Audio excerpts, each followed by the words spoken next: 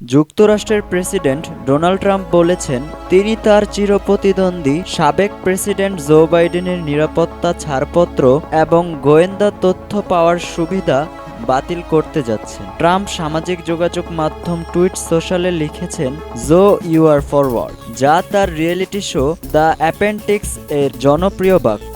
এছাড়া ট্রাম্প দাবি করেছেন, বাইডেন ২০২১ সালে তাকে জাতীয় নিরাপত্তা সংক্রান্ত তথ্য প্রবেশাধিকার না দেওয়ার নির্দেশ দিয়েছিলেন। ট্রাম্প আরও বলেন, বাইডেনের স্মৃতিশক্তি দুর্বল এবং তার বিরুদ্ধে অভিযোগ আনা দরকার নয়। তবে তিনি আরও গোপনীয় নথি রাখার বিষয়ে বিচার মন্ত্রণালয়ের তদন্তেরও উল্লেখ করেন। ২০২০ সালের নির্বাচনে জয়ী হওয়ার পর বাইডেন ট্রাম্পের নিরাপত্তা ছাড়পত্র বাতিল করেছিলেন, যা রিপাবলিকান নেতার দাম্ভিক ব্যবহারকে কেন্দ্র করে।